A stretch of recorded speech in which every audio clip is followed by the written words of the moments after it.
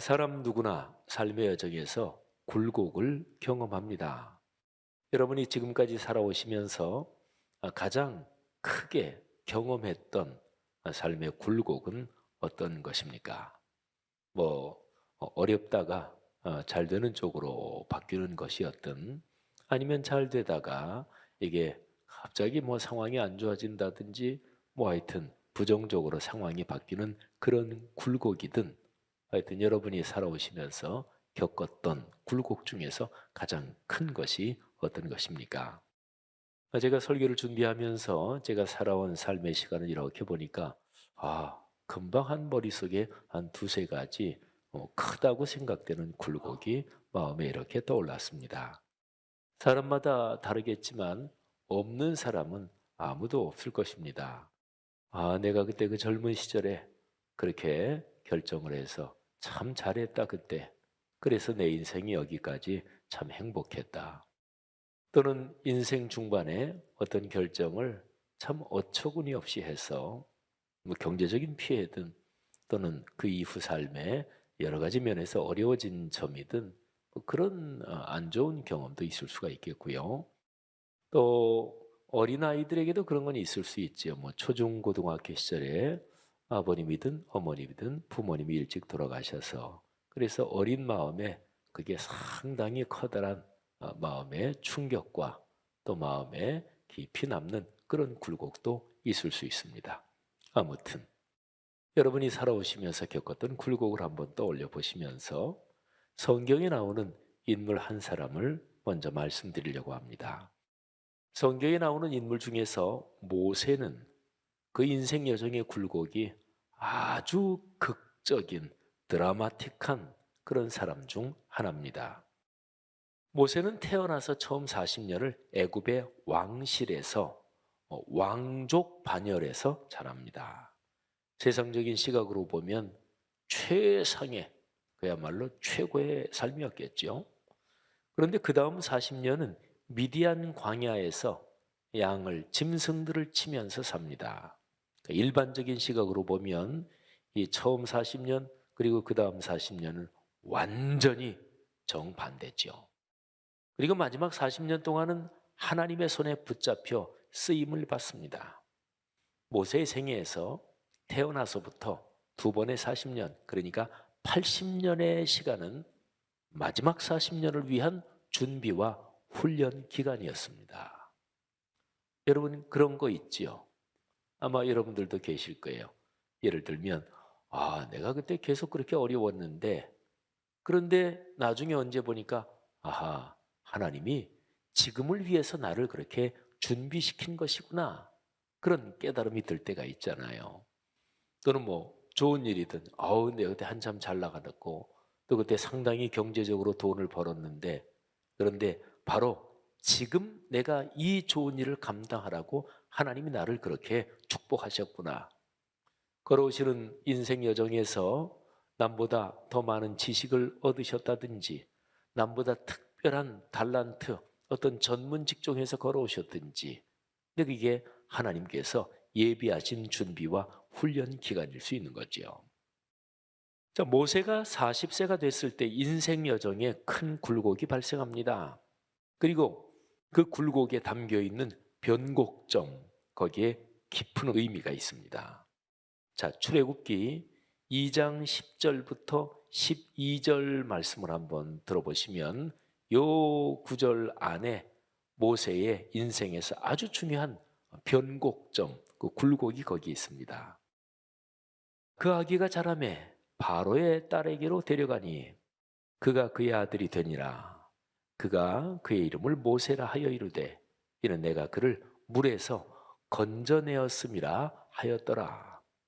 11절로 넘어갑니다. 모세가 장성한 후에, 제가 11절에서 모세가 장성한 후에 그 다음에 11절이 계속 이어지는데 제가 일부러 줄을 바꿨어요. 그러니까 11절 처음에 있는 세 단어 모세가 장성한 후에, 요 표현이 아주 중요합니다. 이 표현을 머리에 담아 두십시오. 모세가 장성한 후에 한 번은 자기 형제들에게 나가서 그들이 고되게 노동하는 것을 보더니 어떤 애굽 사람이 한 히브리 사람 곧 자기 형제를 치는 것을 보니라. 좌우를 살펴 사람이 없음을 보고 그 애굽 사람을 쳐 죽여 모래 속에 감추니라. 아멘. 여러분 읽어드린 이 세 구절에서 모세가 장성한 후에 이 표현을 중심으로 앞의 내용과 또 뒤의 내용을 한번 보십시오. 자, 앞의 내용은 성경을 쭉 한번 그 2장을 읽어보면 강에서 건져낸 모세를 모세의 친어머니가 유모로서 길렀습니다. 그리고 어느 정도 자란 후에 애굽 왕궁으로 데려가서 그래서 애굽의 어느 공주의 아들로서 자란다. 이게 앞의 내용입니다. 앞의 내용은 어떤 거지요? 인생이 잘 되는 거지요. 뭐 찬란하고 강력한 제국 애굽의 왕자들 반열에서 자랐으니까 모세의 생애는 아주 축복스러운 상승세를 타고 있습니다. 이게 바로 모세가 장성한 후에 이 표현 앞부분입니다. 그러니까 선으로 해보면 계속해서 올라가는 거죠. 그런데 뒤에는 어떤 내용이 나오나요? 애굽 사람 하나를 쳐주겠습니다. 근데 이게 발각이 됩니다. 그래서 체포될 그런 위험에서 모세가 미디안 광야로 도망칩니다. 자, 그러면 보세요. 모세가 장성한 후에 이 세 어절로 구성된 이 짤막한 표현을 중심으로 앞부분은 한참 모세 인생이 상승하다가 그 다음에 갑자기 확 하락합니다. 고대 근동에서 애굽 제국은 굉장히 강력한 제국이었고 그리고 여러 가지가 아주 찬란한 그런 나라였습니다. 거기서 왕자의 반열에서 자랐습니다. 그러다가 사람 하나 쳐 죽이고 왕자의 반열에서 광야에 짐승 치는 사람으로 그야말로 급전직하하지요. 자, 그러면요 한참 올라가다가 확 떨어지는데 이 곡선이 꺾이는 그 변곡점이 어디에 있는 것일까요? 제가 아까 말씀드린 모세가 장성한 후에 이 짧은 표현에 꺾이는 변곡점이 들어 있습니다. 여러분, 이 짧은 표현 안에는 40년이 담겨 있습니다.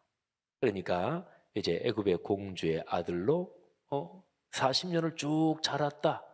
그 다음에 이제 바로 살인사건 때문에 이제 도망갔다 그잖아요. 그러니까 모세가 장성한 후에 이 짤막한 표현에 모세가 애굽의 왕궁에서 자란 40년이 다 들어있는 거예요. 성경은 그런 표현이 많아요. 이게 성경이 기록된 문학적 특징 중에 하나입니다. 예를 들자면 뭐 하나님이 아브라함한테 내 아들 독자 이삭을 나에게 번제로 바쳐라. 창세기 22장 2절. 그리고 3절에는 바로 아브라함이 아침에 일찍 일어나서 아들 이삭을 데리고 그 번제로 바칠 장소로 떠난다 이렇게 되어 있습니다. 아니 뭐 이렇게 간단하게 그게 서술될 수 있는 것인가요? 사람이 자기 아들을 죽여서 제물로 바칠 참인데 성경은 그런 표현이 많아요. 아, 그때 사연이 얼마나 많이 담겨 있을까? 아유, 얼마나 고민스러웠을까? 아이고 참 그때 진짜 얼마나 많은 사람들이 그것 때문에 고민을 하고 또는 뭐 헌신을 하고 그랬을까? 뭐 이런 상황인데 성경은 아주 몇 단어로 처리하고 넘어갑니다. 그래서 성경 말씀을 묵상할 때 거룩한 상상력이 필요합니다. 일반 독서법으로는 행간 읽기인 거죠. 아무튼요, 모세가 장성한 후에 바로 이 구절에 모세의 삶이 참으로 아름다운 상승세, 세상적으로 말하면 성공 가도를 달리는 그 40년이 이 표현에 들어있단 말이지요. 자, 그러면 보세요. 바로 이 표현 자체, 거기에 변곡점이 들어있습니다. 한번 생각해 보세요. 모세가 상승세를 타던 그때에 거기에 밑으로 꺾일 수 있는 무서운 변곡점이 들어있는 거예요. 그걸 제가 한번 설명을 표현을 해볼 텐데 저는 모세의 경우를 한번 분석하면서 표현을 해보겠는데 근데 여러분은 한번 여러분 자신의 삶에 이렇게 대입을 한번 시켜보십시오. 모세는 잘 나갈 때 그때 충분히 조심하지 못해서 그때 밑으로 꺾일 가능성이 잘 나가는 중에 이미 들어 있었던 거예요. 여러분의 삶은 그런 데가 없었습니까? 아니면 요즘 여러분의 삶이 잘 되고 계십니까? 그런데 그때 거기에 밑으로 추락할 가능성이 이미 숨겨져 있을 수 있습니다. 자, 모세의 경우 한번 제가 설명해 볼게요. 하나님의 백성을 위해 드디어 일어서려면 깊이 기도하며 하나님의 뜻을 기다려야 했는데 모세는 그러지 못했습니다. 자신의 삶이 엄청난 성공으로 대단한 상승세를 그리던 그 상황이 모세의 시야를 가렸습니다. 자신의 능력을 과신하고 급하게 일을 저질렀습니다. 일에, 삶에서 어떤 게 중요하고 어떤 게 중요하지 않고 일의 경중을 가리지 못했습니다. 성공의 상승세에서 교만이 발생했습니다. 이게 요점입니다. 바로 거기, 그 교만, 이게 점점 모세의 삶, 모세의 마음에서 교만이 점점 자라고 있었는데 바로 그 교만의 하강으로 꺾이는 변곡점이 도사리고 있었습니다. 여러분, 교만은 모든 죄의 뿌리입니다. 교만이 패망의 선봉이요 거만한 마음은 넘어짐의 앞잡이라는 잠언 16장 18절 말씀을 꼭 기억해야 합니다.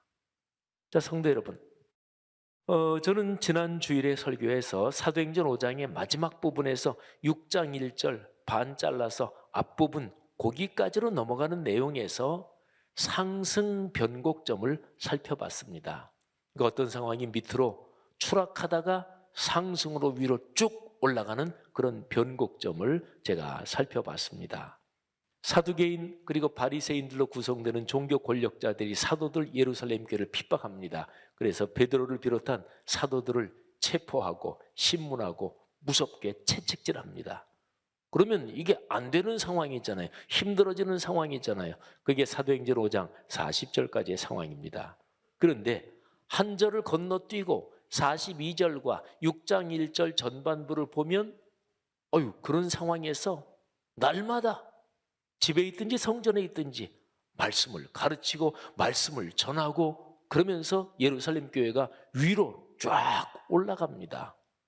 아니, 상황이 어려운데 어떻게 그렇게 갑자기 올라갈 수 있을까요? 그 변곡점이 어디 있을까요? 그게 바로 41절입니다. 사도들은 그 이름을 위하여 능욕받는 일에 합당한 자로 여기심을 기뻐하면서 공의 앞을 떠나니라. 아멘. 여러분 생각해 보세요. 예수 그리스도의 이름이 예루살렘의 신앙인들에게는 목숨보다 소중하고 귀했습니다. 그 이름 때문에 고난을 당하는 것이 그들에게는 영광이요 기쁨이었습니다. 그들은 말씀을 심장으로 끌어안았습니다. 말씀을 전하고 가르치는 말씀의 사역이 그들의 삶에서 가장 중요했습니다. 예수는 그리스도시다. 예수가 구세주이시다. 예수가 희망이다. 이 말씀을 신뢰하는 그 믿음, 고난도 막지 못하는 말씀의 약속을 향한 열망, 일상과 인격에서 하나님의 임재와 현저를 체험하게 하는 생명의 말씀, 그 안에 현실의 어려움을 넉넉하게 넘어서게 하는 상승 변곡점이 거기에 선물처럼 담겨 있었던 것이지요. 자, 여러분, 그런데 이런 예루살렘 교회에 문제가 생깁니다. 예루살렘 교회에서 헬라파, 히브리파 사이에 갈등이 생기고 그리고 원망이 생깁니다. 어떤 인간 집단이든 내부적으로 패가 갈라지고 편가르고 그래서 갈등이 생기는 게 제일 힘든 거예요. 예루살렘 교회에서 생활이 어려운 과부들을 구제했는데 교회에서 다수를 차지하고 있는 히브리파 사람들이 주로 팔이 안으로 굽는다고 자기 히브리파 과부들에게 주로 구제금을 많이 배분했고 소수인 헬라파 과부들은 구제 명단에서 탈락시켰습니다. 헬라파, 히브리파 다 유대인입니다. 그런데 히브리파는 이스라엘 본토에서 태어나고 자란 유대인, 그리고 헬라파는 당시 로마 제국이 광대한 지역을 다스리고 있었는데 아프리카 또는 저 소아시아, 그러니까 예루살렘, 이스라엘 본토 바깥에서 태어나고 자란 유대인들을 헬라파라고 했습니다. 자, 여러분, 이런 내부 갈등 때문에 교회 안에 원망이 발생합니다. 이게 6장 1절 후반부의 내용입니다. 그러니까 예루살렘 교회 사역이 강하게 박해에도 불구하고 상승하다가, 그런데 갑자기 이게 원망이 발생하고 안에서 인간관계가 깨지고 하면서 이게 하강하는 하강 변곡점이 발생하는 거지요. 자, 한번 그 상황을 보세요. 성전에 있든지 집에 있든지 날마다 예수가 그리스도라고 가르치고, 그러면서 예루살렘 교회는 위로 확 올라갑니다. 이게 6장 1절 앞부분까지의 내용입니다. 그런데 6장 1절 뒷부분에 보면 저쪽에 내려가는 곡선에서 편가르기, 차별. 저 사람은 나랑 친해. 저 사람에게 내가 옛날에 신세를 졌어. 그래서 공적인 일을 사적인 인간관계하고 얽히게 해가지고 부당하게 처리한 거예요. 그래서 원망이 발생합니다. 자, 그러면 올라가다가 밑으로 내려가는 꺾이는 그 변곡점, 그건 어딜까요? 바로 6장 1절 A 전반부. 그게 내용이 뭐예요? 그때의 제자가 더 많아졌는데. 자, 그런데 보세요. 그때의 제자가 더 많아졌는데, 이거는 상승하는 그런 상황을 묘사한 거잖아요. 상승하는 그런 축복을 얘기한 거잖아요. 그런데 잘 되고 있는데 상승하고 있을 때 그때의 교만이 또는 원망이 또는 편가르기가 이게 스물스물 조금 자라고 있었다는 거예요. 제자가, 그 성도가 많아졌다는 것은 좋은 일이죠. 감사한 일이죠. 교회 사역이 강력하게 상승세를 타고 있었습니다. 그런데 상승하는 바로 그 자체 상황 속에 상승세가 하락세로 꺾이는 하강 변곡점이 숨어 있었습니다. 도적처럼. 마치 뱀이 또아리를 틀고 있는 것처럼. 사랑하신 여러분, 잘 되면서 교만해지거나 교만해져서 중요한 점을 놓칩니다. 잘 될 때 조심해야 합니다. 가장 소중한 가치는 내외 간 서로에 대한 신뢰, 존경, 사랑, 그리고 가족, 또 나랑 같이 교회 생활하고 내 같은 직장 동료들 소중하잖아요. 그리고 그리스도인이 건강하게 생활할 때는 주변에 나랑 아무 연고 없어도 어려운 사람이면 그 사람들 도와야지. 그러니까 우리 주변에 사는 하여튼 어렵고 힘든 사람은 우리에게 소중한 존재들입니다. 우리가 건강하게 상식적으로 그런 생각은 다 하잖아요. 예수를 믿든 안 믿는 사람이라도 주변에 참 딱한 사람이 있는데 그 사람은 어디 모금하네, 돈 10,000원 도와야지. 그런 거는 적어도 그냥 품이 있는 사람이라면 그런 생각 다 하잖아요. 그런데 이상하게 잘 될 때 그런 소중한 것들을 놓칩니다. 사도행전 6장 1절 전반부 말씀 다시 한번 기억하십시오. 그때에 제자가 더 많아졌는데, 잘 될 때잖아요. 그런데 그 잘 될 때 교만이 또는 방심이 또는 편가르기가 이게 속에서 자꾸 자라고 있었던 거지요. 제가 강원도 대관령에 있는 교회에서 전임 전도사로 있을 때 거기에 담임하고 있던 목사님 설교에서 들은 내용입니다. 그 담임 목사님의 부친도 목사님이셨는데 충청도 홍성에서 성자로 존경받는 분이셨습니다. 세상 떠나신 지 한참 됐죠. 그런데 그 부친 목사님이 목회하시던 때 그 교회 집사님 한 분이 있었습니다. 그분은 경제적으로 어려웠습니다. 하지만 늘 예수님 먼저, 또 예배 중심으로 살면서 어린 딸들이 여럿 있었는데 그 딸들을 신앙으로 잘 길렀고, 부모님이 먼저 진실하게 신앙생활을 하니까 딸들도 신앙으로 잘 자랐습니다. 근데 경제적으로 어려웠는데, 그런데 슈퍼라는 게 우리나라에 처음 생기고 할 때 아마 이제 그 동네에도 슈퍼가 생기는 상황인데 이 집사님이 슈퍼를 하게 됐습니다. 그런데 아주 잘 됐고 돈을 그냥 쑥쑥 많이 벌었습니다. 그러면서 세월이 좀 흘렀어요. 어린 딸들이 이제는 자라서 중학생이 되고 고등학생이 됐습니다. 그런데 어느 날 그 집의 큰딸, 고등학교 3학년 학생이 목사님을 아주 근심스러운 얼굴하고 찾아왔습니다. 목사님은 깜짝 놀랐어요. 무슨 사고가 났나. 그런데 그 집 큰딸이 목사님에게 하는 얘기가 이랬습니다. 목사님, 우리 아버지 큰일 났어요. 우리가 어렸을 때 집안이 가난했지만 아버지는 늘 예배 드리는 것, 성경 읽는 것, 기도하는 것을 강조하셨고 우리는 그렇게 신앙생활을 했습니다. 우리 아버지 어머니는 늘 교회가 먼저였고 신앙이 먼저였습니다. 그런데 우리 집이 슈퍼를 하고 돈을 점점 많이 벌게 되면서 언제부터인가 우리 아버지 입에서 내가 이런 표현이 자주 나오기 시작했습니다. 내가 어떻게 번 돈인데 너희가 허투루 쓰면 안 된다. 내가 어떻게 고생해서 우리 집이 이렇게 잘 살게 됐는데 내가 어떻게 노력해서. 목사님, 우리 아버지 어떻게 해요? 경제적으로 어려웠던 시절에 진실하게 신앙생활을 하는 아버지 슬하에서 신앙이 이쁘고 곧게 자란 이 맏딸의 눈에 아버지 신앙이 무너지는 것이 눈에 보였던 거예요. 아버지의 삶에서 늘 예수님과 교회가 주어였습니다. 중심이었습니다. 그런데 어느 때부터인가 아버지의 삶에서 내가 이 말이 주어가 됐고 자기 자신이 주인 자리를 차지하는 것을 보면서 딸이 걱정했던 거예요. 성도 여러분들이요, 여러분의 삶은 어떠십니까? 잘 될 때 마음가짐이 어떠신가요? 혹시 요즘 우리 성도들 중에서 코로나 상황이지만 또 역설적으로 잘 되시는 분들이 계십니까?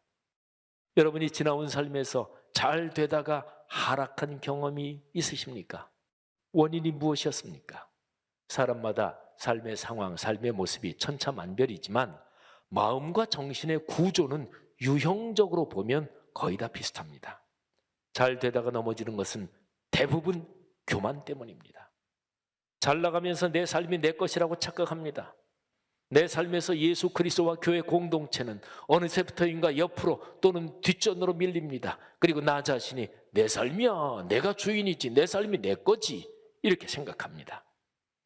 그런데 이런 상황이 위험하다, 이거를 알아차리면 그 알아차리는 것이 은혜입니다. 그런데요, 사람이 잘 나갈 때는 주변에 자기에게 아첨하는 사람들이 주로 모입니다. 그러니까 사업 때문에든 이런저런 것 때문에든 저 사람한테 잘 보여야 그래야 이득 보겠다, 그런 사람들이 주로 모여들면서 대단하십니다, 잘하십니다. 환경이 그러면 절대로 자기 자신을 성찰하지 못합니다. 그러니까 교만해지죠. 내가 다 잘난 줄 알죠. 내가 다 맞는 줄 알죠. 주변의 사람들이 다 그렇게 얘기하니까. 그러니까 그런 상황이 되면 눈이 가려지고 그리고 마음이 무디어지고 그리고 사람이 자만해지고 방심합니다. 이런 상황에서 뭐가 중요할까요?